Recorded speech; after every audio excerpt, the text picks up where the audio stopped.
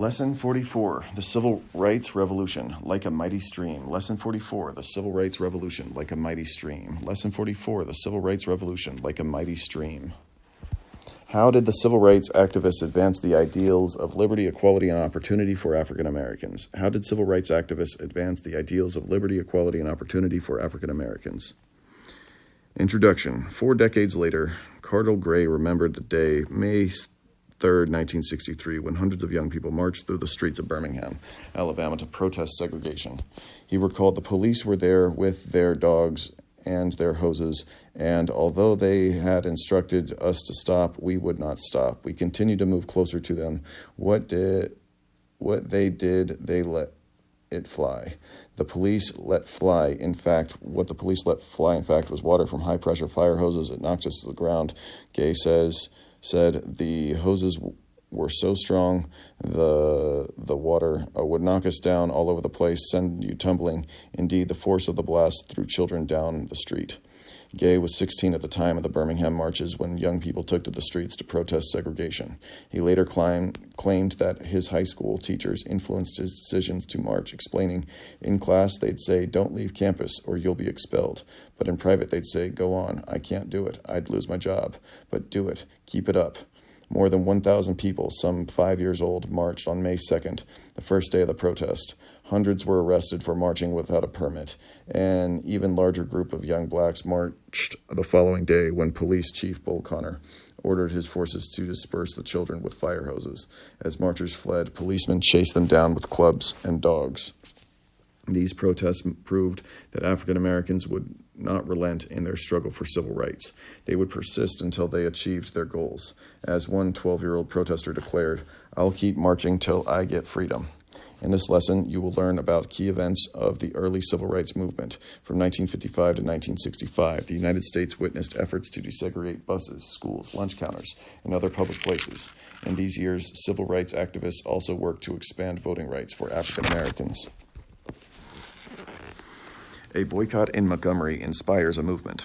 Although the 1954 Supreme Court ruling in Brown versus the Board of Education outlawed segregation in public schools, the practice continued in much of the South.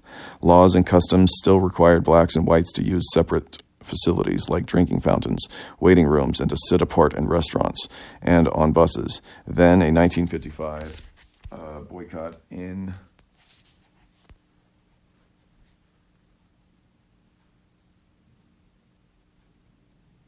Montgomery, Alabama, catalyzed transformation in the Jim Crow South, protesting unfair bus laws. In the 1950s, Montgomery's public buses were segregated as they were throughout the South. African Americans were required to sit at the back of the bus, and if the bus was full, they were forced to give up their seats to white patrons. Blacks were also prohibited from sharing bus rows with whites. This would change on December 1st, 1955, when Rosa Parks, a 43-year-old African American woman, refused to give up her bus seat to a white passenger. Parks, a seamstress, was an active member of the Alabama chapter of the National Association for the Advancement of Colored People. Parks later explained her motives for remaining in her seat, saying, "This is what I wanted to know. When and how would we ever determine our rights as human beings?" Before Parks' act of defiance, leaders of the NAACP Montgomery chapter were organizing a test case to challenge segregation laws. Parks, an articulate woman with a shining reputation in the community, was an optimal candidate. A local activist named Edie Nixon asked Parks if the NAACP could build a case around her arrest, and Parks agreed. The evening after Parks' arrest, a group of African American ministers convened to strategize a one-day bus boycott on December 5th. Black ministers announced the boycott during Sunday services, and activists distributed leaflets asking African Americans to participate. On December 5th, a sign was placed at a Montgomery bus stop. "People don't ride the bus today. Don't ride it for freedom."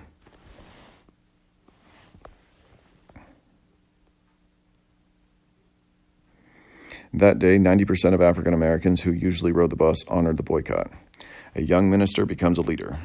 The one-day boycott was so successful, its organizers, who call themselves the Montgomery Improvement Association, MIA, decided to extend it To lead the Montgomery bus boycott, the MIA chose a 26-year-old minister, Martin Luther King Jr. King was the pastor of the Dexter Avenue Baptist Church. Originally from Atlanta, King moved to Montgomery after completing a PhD in theology at Boston University and had been a resident for 2 years when the boycott began. On the evening of December 5th, King delivered a speech to an assembly at Holt Street Baptist Church, explaining the boycott's purpose. My friends, I want it to be known that we're going to work with grim and bold determination to gain justice on the buses in this city.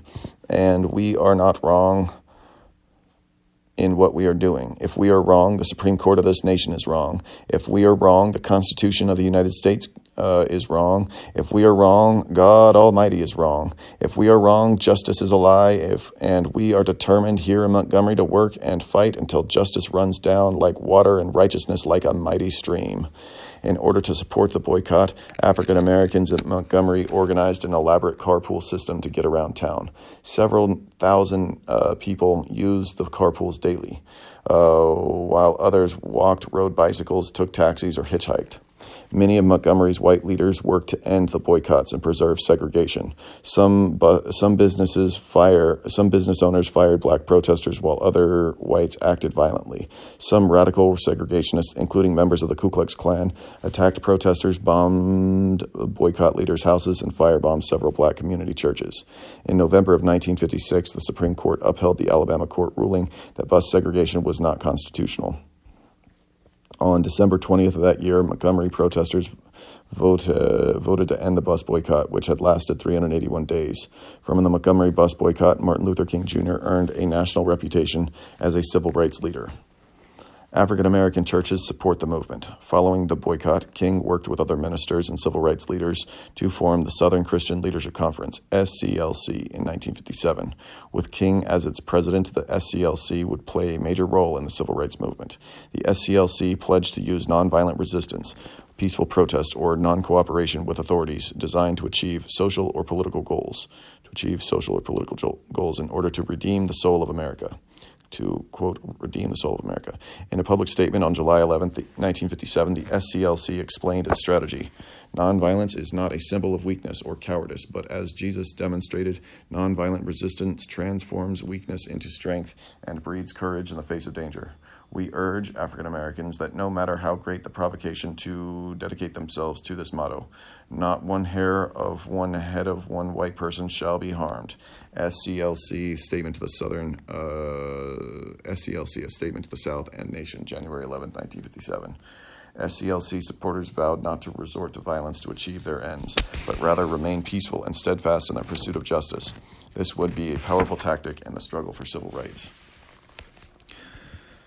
Public buses were rigidly segregated in the South. If a bus was full, black passengers had to relinquish seats to the whites. Activists in Montgomery, Alabama, organized a successful bus boycott in 1955, achieving integration on city buses. On this segregated bus, African Americans are required to sit in the back rows, separated from whites. Rosa Parks was arrested after she refused to give up her seat on a bus to a white man.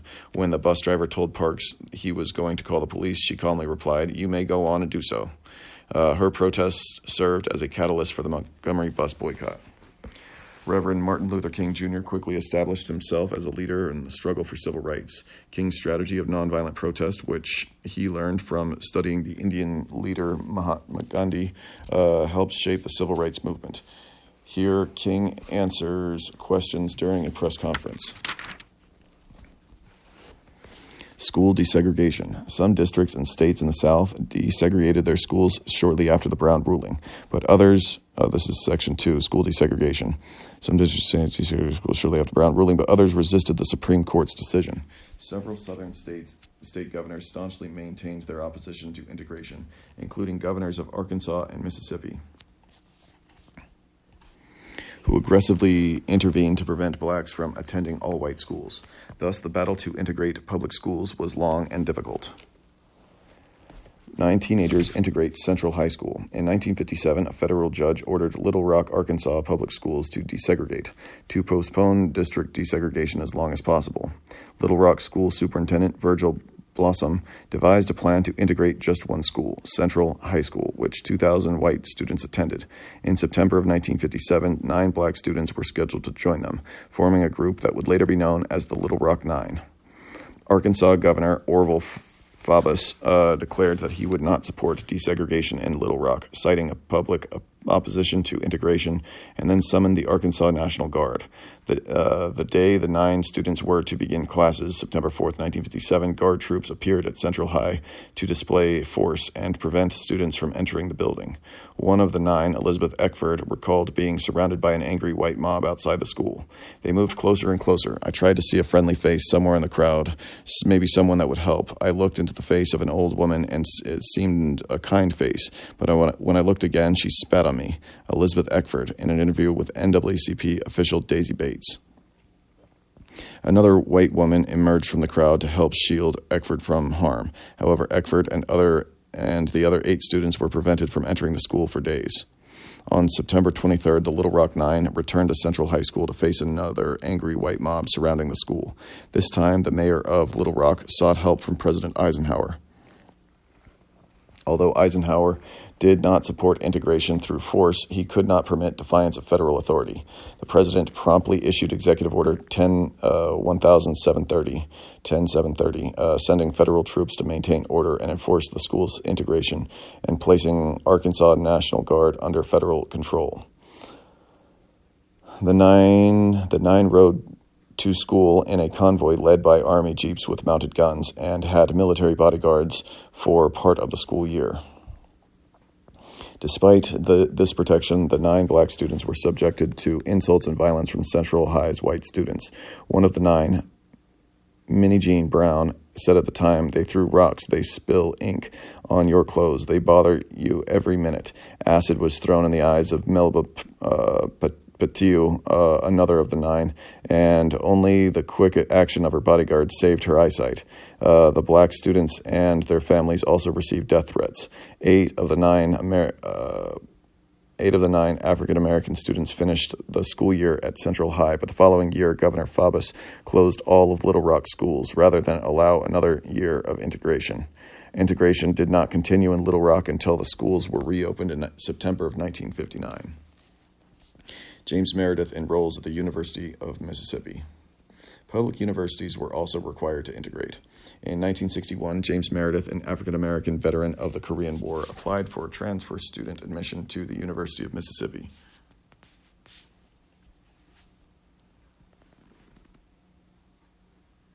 Commonly known as Old Miss, Meredith knew he would be challenged trying to integrate the traditionally all-white university. When his application was rejected, Meredith asked the NAACP to challenge his case in court. After a district court ruled against him, they appealed to a higher court that determined the university must admit Meredith. Refusing him admission, the court said the state of Mississippi was maintaining segregation. Mississippi Governor Ross Barnett vowed that no black student would attend Old Miss while he was in office. Acting as the university registrar on September 20th, Barnett personally refused to enroll Meredith. President John F. Kennedy, JFK, the Attorney General Robert Kennedy were determined to uphold the law as Brown had defined it. Although JFK was concerned about losing the Democratic support in the South, he was also sympathetic to the civil rights movement, declaring in a nationally broadcast speech, "Americans are free to disagree with the law, but not to disobey it." Meredith secretly arrived on campus on Sunday, September 30th, 1962, sparking a riot as the news spread. Angry white students burned cars and destroyed property, and before the night was over, 2 men were shot and killed. President Kennedy sent armed federal marshals to escort Meredith to his classes.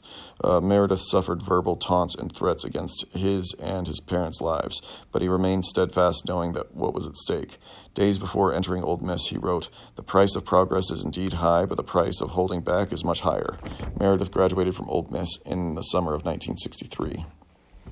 James Meredith was the first African-American to attend Old Miss. He required protection from U.S. Marshals in order to attend classes. Meredith later wrote that the country's future rests on whether or not the Negro citizen is to be allowed to receive the education in his own state. Elizabeth Eckford, shown here, and 8 other black students challenged segregation by enrolling at Central High School in Little Rock, Arkansas in 1957. The federal government intervened when the Arkansas state governor and angry white mobs tried to prevent the students from attending classes. Eventually, all southern states integrated their public schools. 3. Sit-ins and freedom rides. The campaign to integrate public facilities in the South continued through the 1960s when a growing student movement influenced the direction of the civil rights struggle. Student protesters challenged segregation in various ways, including sitting in whites-only public spaces and refusing to move, thereby causing businesses to lose customers, a tactic known as a sit-in. They also boycotted businesses that maintained segregation and rode interstate buses that many Southern whites tried to keep segregated, sitting firm to challenge segregated facilities. On February 1st, 1964, African-American students from North Carolina's Agricultural and Technical College sat down at Woolworth's drugstore lunch counter in Greensboro. The waitress refused to serve them, claiming only white customers could eat at Woolworth's. The 4 students stayed at the lunch counter until the store closed. As one of the 4 Franklin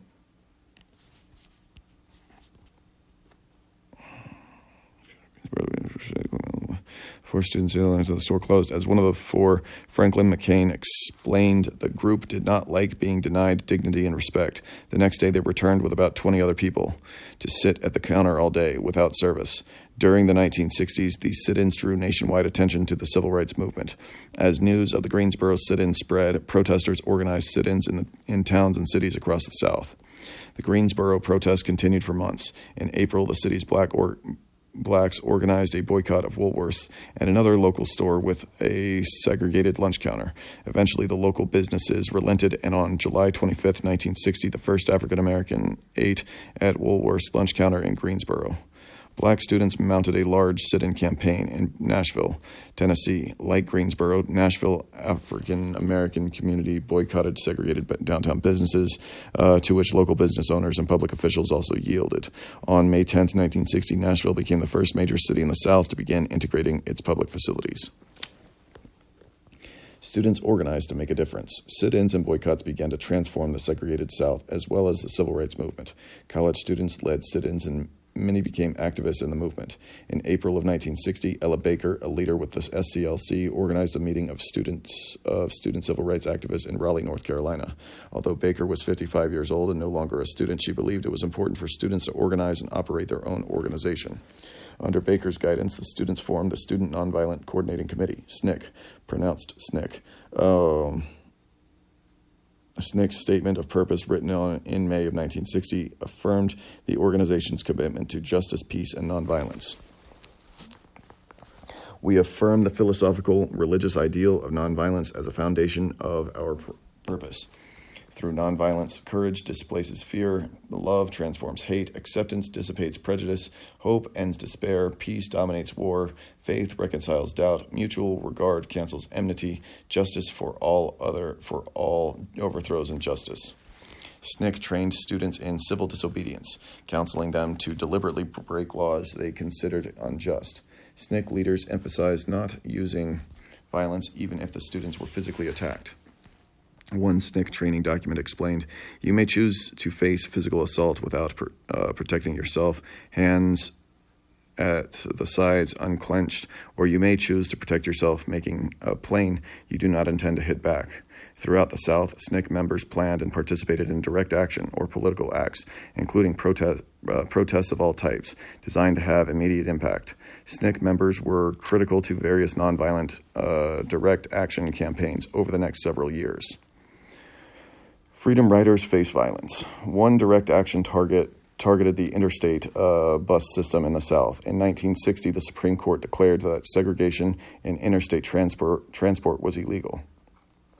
So in the spring of 1961, the civil rights group Congress of Racial Equality Corps organized the Freedom Rides to test whether southern states were complying with the court's ruling. On May 4th, 1961, 7 blacks and 6 whites boarded 2 buses traveling south from Washington, D.C. When the first bus reached Anniston, Alabama on May 14th, a white mob attacked the Freedom Riders. The mob followed the bus as it left town, then hurled a firebomb through the window and beat passengers as they fled the bus. Passengers on the second bus were also beaten when they arrived in Alabama. CORE abandoned the freedom rides as a result, but SNCC chose to continue them. Attorney General Robert Kennedy sent federal marshals to ensure the riders' safe passage to Jackson, Mississippi, but when the Freedom Riders arrived in Jackson, city officials arrested them. They suffered physical abuse while in jail and strengthening most riders' commitment to end segregation. In late 1962, the Interstate Commerce Commission issued clear rules mandating that interstate buses and bus terminals be integrated. CORE's leaders, James Farmer, proclaimed victory for the Freedom Rides. Section 4, a campaign in Birmingham. A campaign in Birmingham. In the early 1960s, Birmingham, Alabama was a steel mill town with a long history of bigotry. Martin Luther King Jr. called it the most segregated city in the country. In 1963, the SCLC focused its efforts on Birmingham. Taking aim at the nation's most segregated city, Black Birmingham residents experienced segregation in nearly every aspect of public life. Virtually no public facility in Birmingham allowed blacks and whites to mix. Birmingham also had a history of racist violence. Between 1956 and 1963, there were 18 unsolved bombings in black neighborhoods. This violence not only targeted African Americans. In 1960, the New York Times reported attempts to explode dynamite at 2 Jewish synagogues. The SCLC became mired in the violent climax in the spring of 1963. King and the SCLC united with local Birmingham activists led by Reverend Fred L. Shuttlesworth to strategize a series of nonviolent actions against segregation. King advocates nonviolence in letters from a Birmingham jail. Lunch counter sit-ins and street demonstrations launched the protests on April 3rd, 1963. And 30 marchers were soon arrested at Birmingham City Hall for not having a permit. As the Birmingham campaign's leader, King decided the nonviolent protests and arrests must continue. With little money to post bail, King realized that he would likely be arrested and jailed for some time.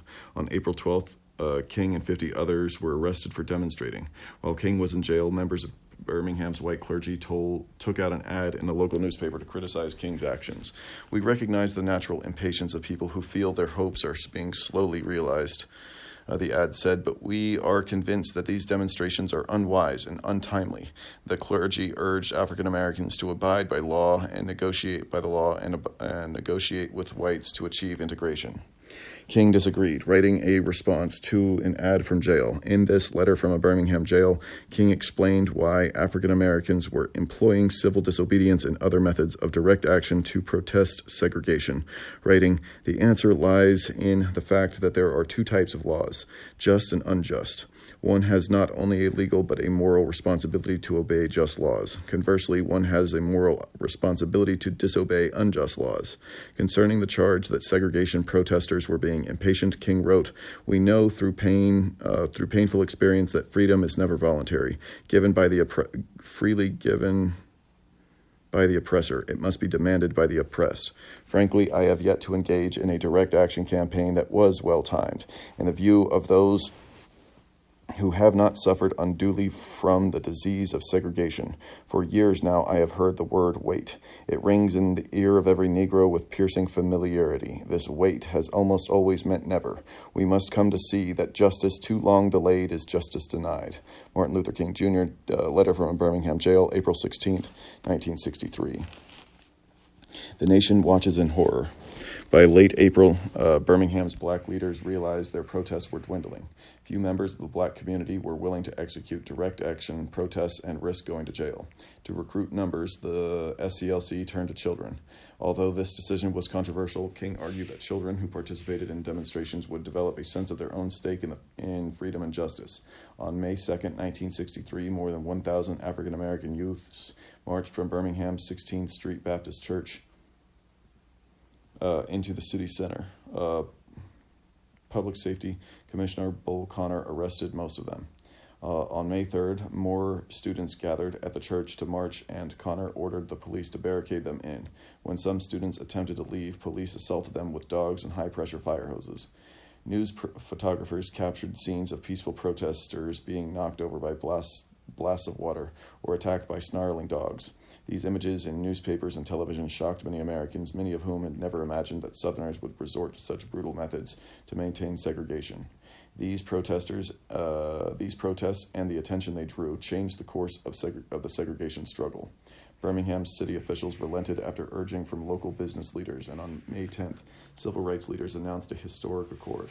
Their agreement with the city called for numerous changes, including desegregating public facilities within 90 days. King claimed the deal was the most magnificent victory for justice we've seen in the Deep South. This agreement was followed by a racist backlash. The Ku Klux Klan organized a rally, after which bombs exploded at a motel where black leaders were staying. In response, President Kennedy sent federal troops to a nearby military base, promising to deploy them if necessary to maintain peace. Birmingham remained calm for several months until another violent attack occurred. During Sunday services on September 15th, a bomb exploded at 16th Street Baptist Church, killing 4 African-American girls. Reverend King spoke at the girls' funeral, calling them the martyred heroines of a holy crusade for freedom and human dignity. May 3rd, 1963, Birmingham. Police turned on high-pressure fire hoses and children during a civil rights march. The force of such blast can tear bark from a tree and knock a grown man to the ground. The incident horrified many Americans and helped gain support for the civil rights movement. CORE organized a march in Washington, D.C. in honor of the 4 African-American girls killed in the 16th Street Baptist Church bombing. The march drew increased attention to Birmingham's hostile atmosphere. The 4 girls were named martyred heroines at their funeral. Achieving landmark civil rights legislation. Despite the Birmingham campaign's success, racial tensions did not abate overnight, nor did the protests affect immediate equality for African Americans.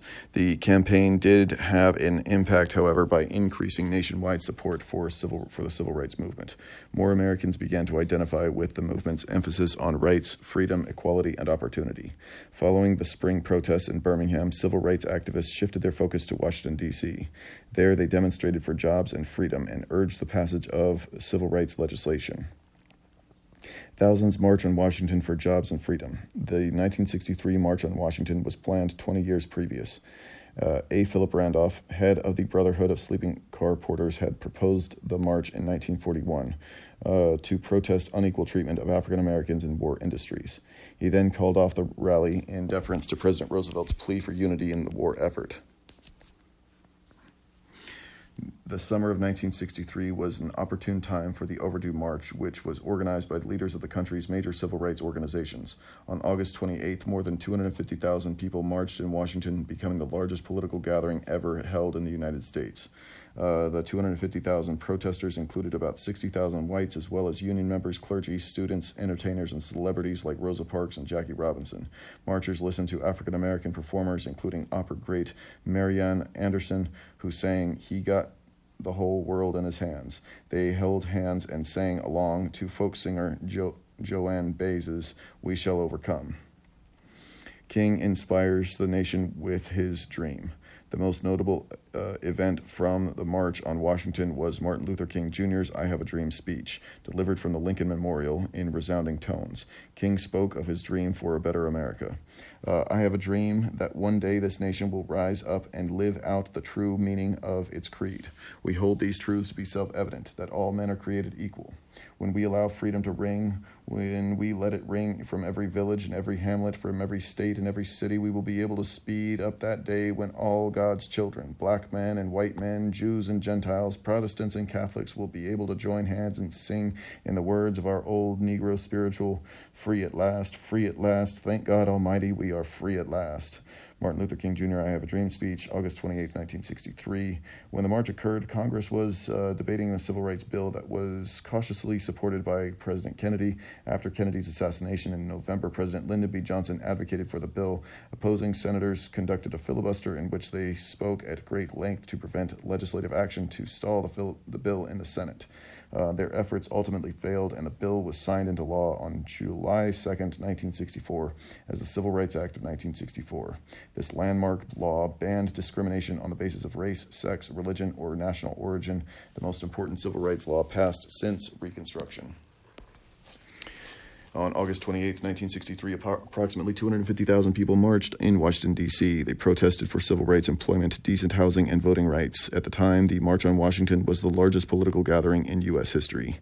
Martin Luther King Jr. declared in his I Have a Dream speech, "When the architects of our republic wrote the magnificent words of the Constitution and the Declaration of Independence, they were signing a promissory note that all men would be guaranteed the unalienable rights of life, liberty, and the pursuit of happiness."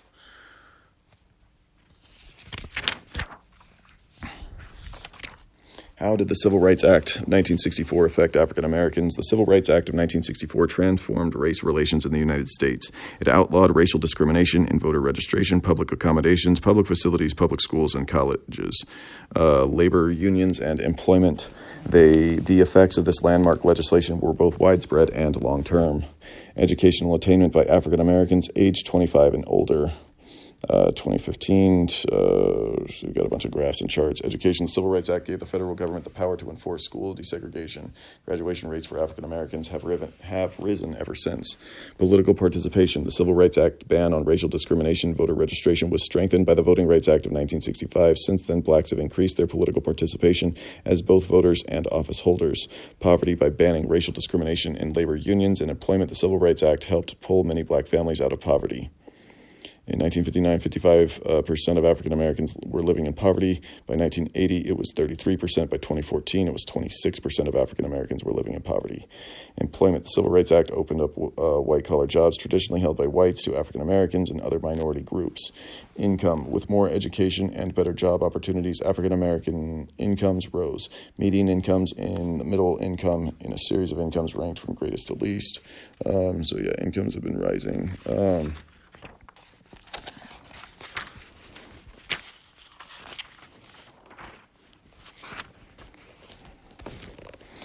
6. Regaining voting rights. Regaining voting rights. In January 1964, the 24th Amendment to the Constitution was ratified, declaring that no U.S. citizen could be denied the right to vote by reason of failure to pay any poll tax or other tax. Because some southern states used poll taxes to prevent blacks from voting, the 24th Amendment was a key victory in the struggle for expanded African American voting rights. However, additional efforts were necessary to ensure that black citizens were actually able to vote. Registering African American voters in a Freedom Summer. In the spring of 1964, CORE and SNCC organized Freedom Summer, a campaign to register black voters in Mississippi. Mississippi was one of the most segregated states in the country at the time, and voting rights for blacks were severely restricted. Although African Americans comprised nearly 50% of the state's population, only a few blacks were registered to vote. This was largely due to restrictions imposed by state and local officials. Most of the approximately 900 Freedom Summer volunteers were white college students from the North.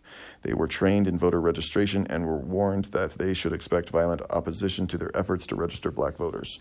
On June 21st, 3 student activists disappeared in Neshoba County, Mississippi, after visiting a black church that had been burned. One of the activists, James Chaney, was black, while the other 2, Andrew Goodman and Michael Schwerner, were white. 6 weeks later, the FBI discovered their bodies. They had been murdered. Other violent acts marred Freedom Summer, including numerous beatings, shootings, bombings, and at least 3 other activists suffered brutal deaths. Most of these crimes went unpublished. Marching for the right to vote. Undeterred by the violence of Freedom Summer, activists continued their campaign to register black voters. Early the following year, the SCLC began to register black voters in Selma, Alabama. Only 320 of the more than 15,000 eligible black voters were registered to vote. In Dallas County, where Selma is located, every day for weeks, civil rights protesters marched at the Dallas County Courthouse. By February, over 3,000 protesters had been arrested and charged with crimes such as unlawful assembly.